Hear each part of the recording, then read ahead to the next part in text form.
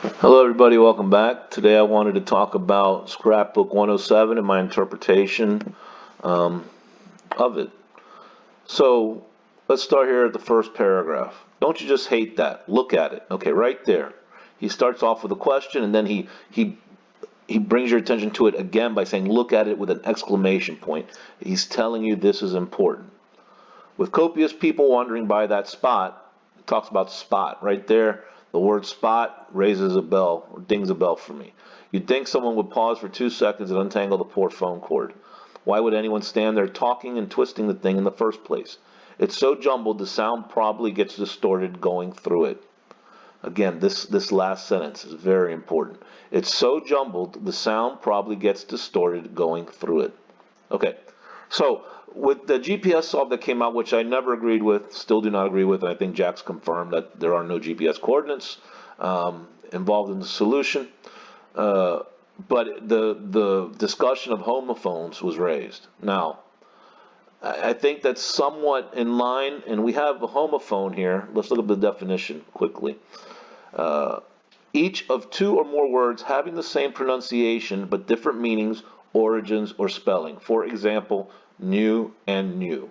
Okay, so new and new are pronounced exactly the same, right? That's a true homophone, like blue and blue, red and red, etc.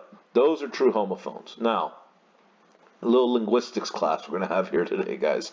Uh, now, it's my belief that this is referencing a word in the poem.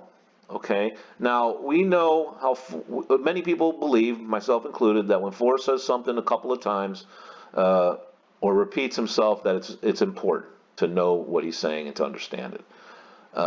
How many times? I mean, countless. Has Forrest talked about how he changes words, he corrupts words, he spells them wrong to see if anyone notices, etc. I mean, he's mentioned it tons of times.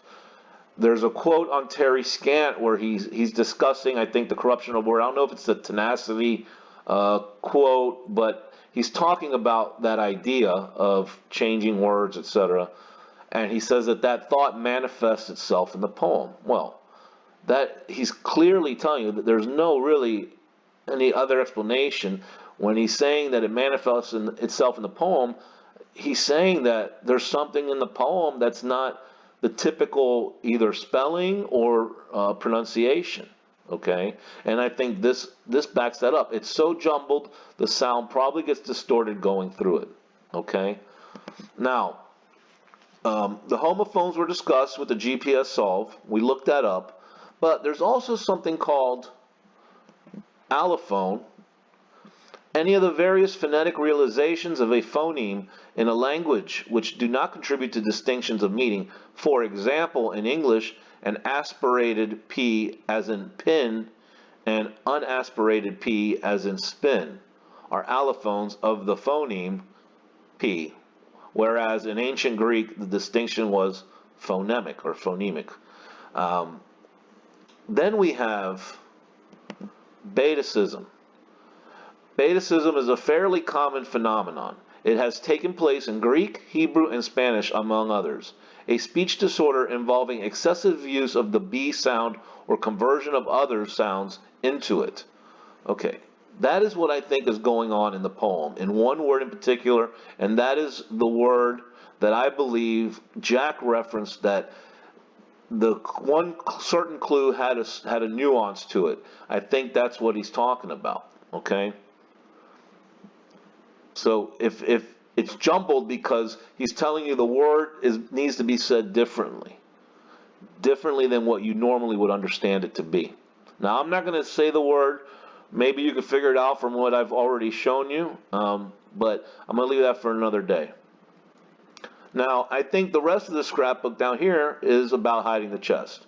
One, I think this is kind of shows it how it's all messy, and then he rearranges it all just like he rearranged the chest real nicely, especially in that picture. Because now, right now we have the picture that Jack took in our heads of just it all strewn around in the chest and being messy and rusty key, etc. But before, the only pictures we really had was that one picture of a full chest where everything nicely, tightly packed in, just like this is. Now I have more support down here that this is about hiding the chest. Okay. Now, let's go back and remember Forrest talking about the coins in the chest. How many times has he mentioned 265 coins? Tons, right? A ton of times. Again, I think that's important. The exact number is important. Let's go back to here. It's been a bad day. I mean, besides my hair, it's the last day to get my driver's license renewed or renewed or take both the stupid written test and the driver's exam. Just because I'm over 80, I have to do it every year. Okay, in New Mexico, and I'm not from New Mexico, but I looked it up. From what I understand, is your license renews a month after your birth date. Now, we know Forrest's birth date is August 22nd. So a month later would be September 22nd, right? Now, 265 gold coins. The 265th day of the year is September 22nd. So I think he's telling us that's the day he hid the chest. Because look over here. Now he talks about, in my rush to get over to the MVD, I ran out of gas. I believe he's talking about being tired, right, as in the poem. I was right in the middle of the busiest street in town, and because I forgot to plug my idiot phone again, okay? Now, if you remember, I did a video on the word dumb. We have idiot here, right? Phone. Maybe drawing reference to it, maybe not, but I think it is. And I had to just sit there until Honks brought every cop in town to my location, in quotes. Again, he's talking about the location of the chest. Why else would it be in quotes? And it goes with the theme of what we've been discussing here. Big deal, you thought I robbed a bank or something. Robbing a bank, having to deal with a lot of money, just like the chest. So, I believe that he is telling us here in the scrapbook that he hid the chest September 22nd. September 22nd is the last day of summer, right? So why would that be significant? Well, we know that some of the most important times in Forrest's life were his summers in Yellowstone. So I think he hit it on September 22nd as a symbolism as the last day of the summer, that's where his warm waters halted every year. September 22nd, even though he was probably back in Temple by September 22nd, it's the last day of summer. So symbolically, that's when he hid the chest. So that's my take. He hid the chest September 22nd, 2009, 2010. It's still kind of unclear because I know he wrote in the affidavit 2010, but then before that he had said where the chest has been sitting for more than 10 years, which would have to make it 2009. So I think it's still a little unclear what year it was hidden in. But regardless, it would have been September 22nd, the last day of summer, and that coincides with the fashion show and that 3 or 4 day event they have in Cody every year. So back then in 2009, 2010, they had those fashion shows. And you can see the video online. Now, everyone has said that that's 2009, 2010. The one that Forrest is in is actually 2008 because there's videos on YouTube. And also, I think there's reference somewhere else. I can't remember where I saw it. The one we actually see Forrest is in 2008. Regardless, he still went every year. We know he went up to the Yellowstone and Cody area every year multiple times, right? He's already said that in the 2006 interview. So I believe that that's when he hid the chest. While he was up there in September, it would have been September 22nd, the last day of summer. All right.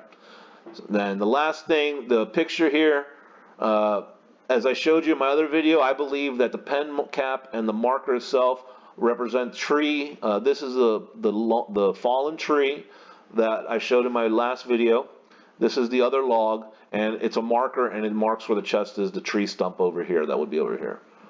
This stamp is July 4th, summertime. Over here, we have the $5 bill covering the part treasure from the word treasury, and that represents that the chest is under wood or under a tree. Right now, I know the bills, United States bills, aren't made of paper; they're made of linen and cotton, I believe it is. But it's symbolic, right? It's under paper, so to speak, being wood. So the treasure is under wood. And the 5, he could have used any bill. He used the 5 because, as I said in the last video, the 5 is the path from the beginning to the end. So I think this scrapbook, without a doubt, proves it's in Yellowstone. I've talked about this on a couple of the forums before I've posted, and as usual, no one buys into it, but that's fine. But this is, to me, it's clear. I think September 22nd is the date, and I think this scrapbook proves it. All right, guys, that's all I have. Hope you liked the video. Leave a comment, and we'll see you next time. Thanks.